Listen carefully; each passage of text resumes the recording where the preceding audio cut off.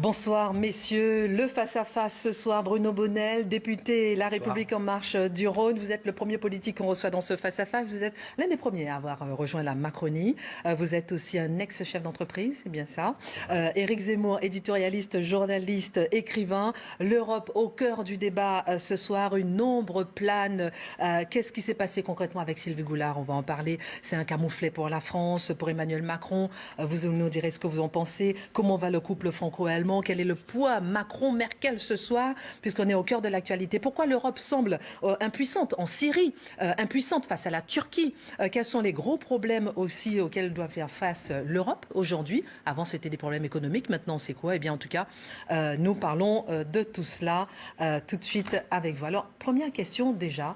Bruno Bonnell, vous représentez la Macronie. Qu'est-ce qui s'est passé concrètement avec Sylvie Goulard? Parce que c'est l'ombre qui plane ce soir. Écoutez, je pense qu'on peut refaire l'histoire autant qu'on veut. Ce qu'on sait, c'est que Sylvie Goulard était de très loin une candidate exceptionnelle pour ce poste-là. Je rappelle quand même que c'était un poste avec une étendue, le marché intérieur, une étendue de responsabilité européenne exceptionnelle. Et puis elle s'est trouvée dans une bataille politicienne, un règlement de compte à Hockey-Bruxelles, et que je pense que ça n'enlève rien à la qualité de la personne, mais qu'il y a une espèce d'intégrité qui lui a été reprochée et qui a entraîné une difficulté. Mais ça ne remet pas en question le fait que le choix de la personne était bon, et malheureusement, elle n'a pas été choisie par les autres membres européens. Ça reste un camouflet. Vous ne trouvez pas que c'est un peu facile de dire ça? Parce que tout le monde savait que le choix était mauvais. Non. Ah non, mais attendez, tout le monde savait qu'elle avait ses problèmes avec le lobby américain qui l'avait financé pendant des années. Et tout le monde savait d'ailleurs qu'elle avait des ennuis judiciaires en France. Et d'ailleurs, c'est ce qui l'avait empêché d'être ministre. Et on arrive la bouche en cœur en disant elle ne peut pas être ministre chez nous, mais elle peut bien être commissaire. Non, d'abord, on n'arrive pas la bouche en cœur. On arrive avec des qualifications pour un poste d'une complexité énorme. La preuve, on réfléchit actuellement à des alternatives et c'est assez difficile à trouver quelqu'un de cette qualité-là. Là-dessus, les lobbies et toutes les questions qui ont tourné autour n'ont rien à voir d'abord avec sa qualité. Ça n'a rien à voir, ont été démontrés.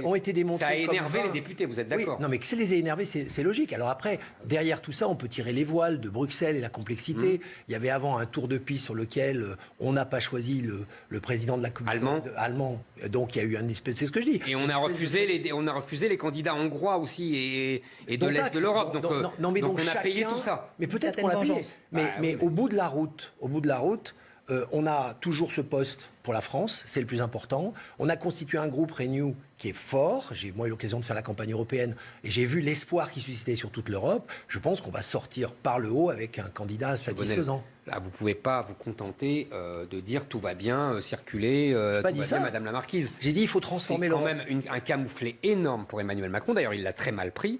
En plus, il traite avec un mépris incroyable les députés européens. Moi, je trouve ça très intéressant. Je vais vous dire pourquoi. Parce que moi, je suis contre, depuis le début, l'élection du Parlement européen au suffrage universel. Je suis contre tout ce qui ressemble à une espèce de fédéralisation. Très bien. Emmanuel Macron, lui, il prétend être pour. Il fait des grands discours sur la souveraineté européenne et en fait, il se comporte comme un dirigeant français habituel, c'est-à-dire qu'il veut régler tout dans l'intergouvernemental. Je pense que là, il a payé son double discours.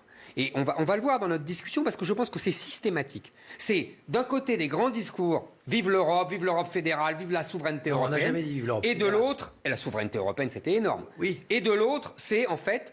Je tiens, et c'est bien normal, parce que je défends les intérêts de la France. Ce double discours lui est sauté au visage dans cette histoire. Non, mais je pense qu'il faut un petit peu prendre de la perspective et voir ce que l'Europe a déjà apporté au niveau territorial. On a quand même depuis maintenant plus de 70 ans une paix sur nos territoires qui est importante. Ça n'a rien à voir avec l'Europe. Non, si, ça a à voir avec l'Europe. Mais attendez, bien évidemment que ça va avec l'Europe. Quand on a commencé à arrêter d'avoir des problèmes de territorialité, qu'on s'est mis d'accord sur un marché à l'origine économique commun, qu'on étend maintenant à une espèce de logique et de philosophie de continent par rapport aux États-Unis ou par rapport à la Chine, c'est une compétition de poids lourds. Vous savez, monsieur on ne peut pas y Bonnell, aller avec un poids coq. Vous connaissez, oui, mais il y a une généalogie.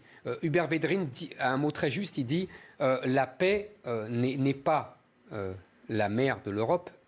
Elle n'est pas la fille de l'Europe, elle est la mère. C'est-à-dire que, en vérité, l'Europe a pu se construire parce qu'on avait la paix. Et la paix, elle reposait d'abord sur l'épuisement, la vérité, des protagonistes, que ce soit allemand et français, ou même anglais, et par... à l'époque, il y avait la guerre froide et il y avait la menace nucléaire entre les Américains et les Russes. C'est ça la paix. C'est rien à voir avec l'Europe. En revanche, non, parce que l'Europe se targue depuis des décennies d'être la responsable de l'Europe. Mais c'est faux. C'est faux. C'est pas parce que M. Védrine fait la poule et l'œuf ou la connaît pas trop mal. Poule. Non, mais peut-être. Mais c'est pas parce que qui de la poule a fait l'œuf mais oui, mais c'est important en l'occurrence. On peut en parler pendant longtemps. Oui, mais c'est important parce que c'est un leurre. Il y a un socle commun européen pour peser dans le. Il y a une civilisation européenne, oui. Non, mais en tout cas, il y a un socle commun pour peser au niveau mondial à plein de niveaux, y compris des niveaux d'influence de droits de l'homme, de position par rapport à l'intégration, qui est un sujet qui vous est cher, je le sais bien. Et donc, évidemment que l'Europe est un gage de paix, et on doit le garder. Mais attendez, vous ne pouvez pas tenir... Attendez, excusez-moi, parce que là, le coup de... Comment vous pouvez oser refaire le coup de l'Europe gage de paix, alors que, je vous répète, premièrement, parce que c'est le seul argument que vous ayez. Et en plus, c'est un argument fallacieux. J'en ai plein d'autres. En termes de marché cohérent. Regardez le problème qui se passe aujourd'hui sur le Brexit. L'angoisse, c'est les gens, c'est la perception que les gens ont d'un Brexit. Ils disent, je vais sortir d'un marché dans lequel tout était simple pour que tout devienne compliqué. Et on sait très bien quand c'est compliqué, on va avoir forcément des tensions et évidemment il va y avoir des tensions, on le sait pour les pêcheurs notamment, par exemple avant la mer pouvait se partager de façon logique. Aujourd'hui ça va être une catastrophe et vous savez très bien qu'ils suivent les mêmes bancs et ils vont se battre. Le Brexit c'est compliqué, ce n'est pas parce que c'est compliqué, c'est uniquement compliqué parce qu'il y a tellement de réglementations, tellement de règles tellement compliquées que évidemment après pour sortir de ça, c'est comme Gulliver, quoi. On est complètement corseté et pour sortir de ça, c'est la croix et la bannière. Excusez-moi, une question. Oui. Est-ce que aujourd'hui le couple vous mettez à 2 contre 1, vous me le dites. Non, on est tous ensemble. Non, là, tous vraiment... ensemble pour le débat. Est-ce que aujourd'hui le couple franco-allemand il marche selon vous? Mais attendez, on a le couple franco-allemand, c'est un vieux mariage. Oui, c'est un vieux mariage. Ouais. Et effectivement, aujourd'hui, vous avez une situation en Allemagne où on arrive avec Madame Merkel, qui arrive quand même sur la fin de son parcours, et on a au contraire Emmanuel Macron qui est en train de décoller sur le sien. Donc forcément, il y a des ajustements par rapport à des traditions qu'il y avait avant. Madame Merkel en est à son, je ne sais plus, mais de tête, ça doit être 4e ou 5e président de la République française, en relation, j'allais dire, proche. Donc, mais l'amitié, c'est comme les vieux couples. Il y a des moments de tension, des moments agréables, mais le couple franco-allemand est plus solide que jamais. Là aussi, pardonnez-moi, mais c'est la même chose. D'abord, j'ai dit ce que je pensais de la notion de couple franco-allemand, je ne vais pas recommencer, mais on va uniquement axer sur Emmanuel Macron. Quand il est arrivé, en 2017, en gros, sa proposition, son offre faite à l'Allemagne, c'était « je réforme la France, je germanise la France, je fais des réformes qui rapprochent la France de l'Allemagne ». C'est une expression. Et en échange, vous regardez avec bienveillance mes propositions sur la réforme de la zone euro. Oui. Or, qu'est-ce qui s'est passé? Selon qu'on regarde de l'un ou de l'autre côté. En vérité, l'Allemagne a dit non à toutes les propositions d'Emmanuel Macron. Emmanuel Macron voulait imposer les vieilles revendication française d'un budget de la zone euro. Les Allemands ont dit non. Les Allemands ne veulent pas payer pour l'Europe. Les Allemands préfèrent investir dans le monde entier plutôt qu'en Europe. Ça, c'est une première chose. Donc Emmanuel Macron s'est pris une claque. Et deuxièmement, les Allemands estiment qu'il a fait des réformes vraiment marginales, qu'il n'a absolument pas réglé les vieux handicaps de l'économie française, que sont les déficits budgétaires, le déficit commercial, etc. Donc et malgré cela, Macron, comme d'habitude, avec arrogance, leur a fait la leçon en leur disant « mais regardez, la France a changé, etc. » Donc les Allemands n'ont plus confiance en Macron.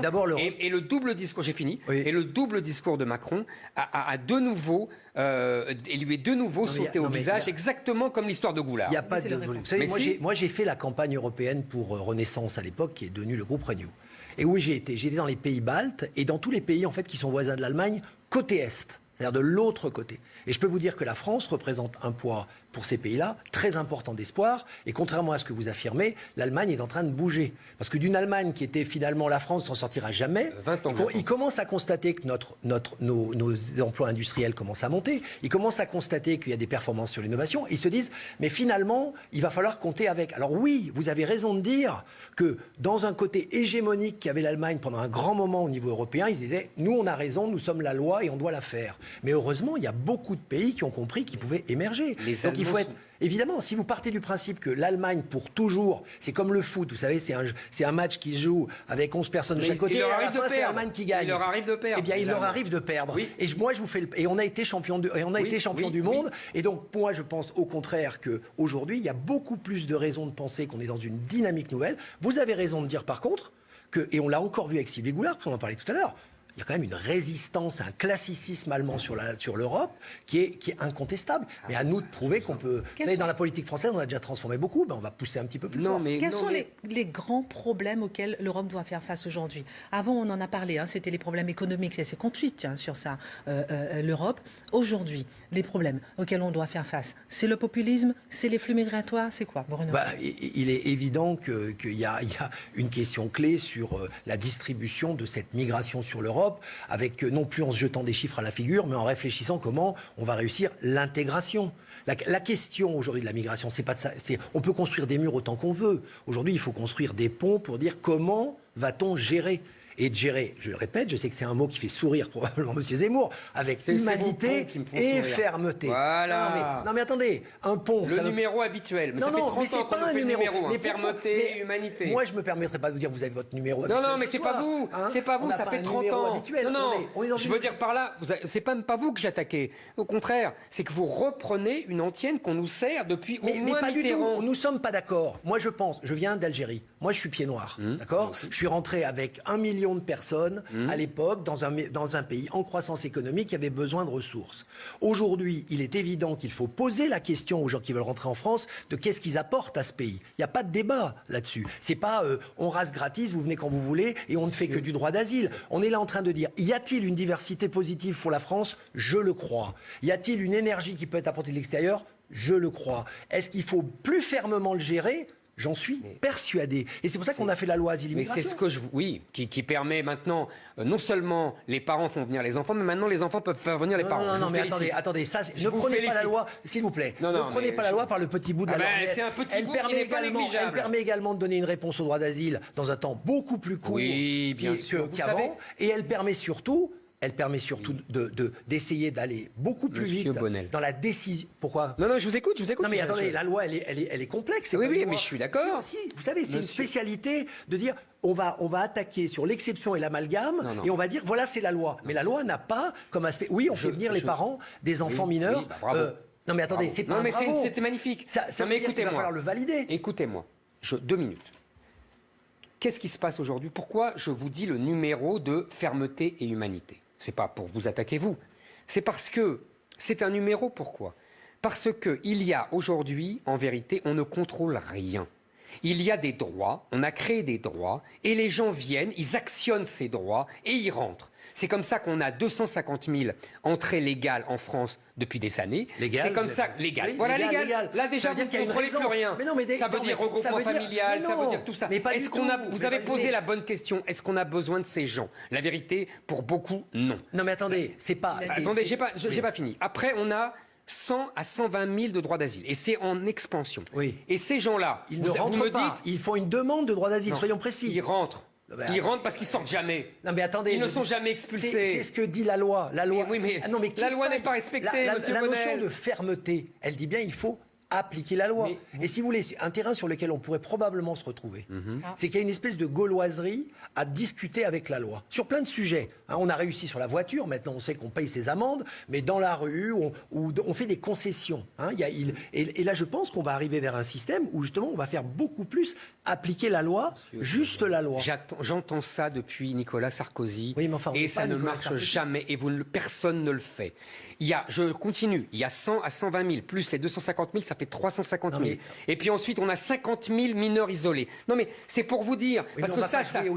Mais si, il faut s'arrêter aux chiffres. Parce que, non. C'est 400 000 par an, monsieur Bonnel. Et ça, depuis qu'il y a Emmanuel Macron. Mais il y avait avant, je ne l'incrimine pas. Ce que je veux dire, c'est que votre thématique fermeté, humanité, c'est d'abord ça. Non, c'est 400 000 non, entrées non. légales. Mais- Et je ne vous parle pas des irréguliers, qu'on expulse non, pas non plus.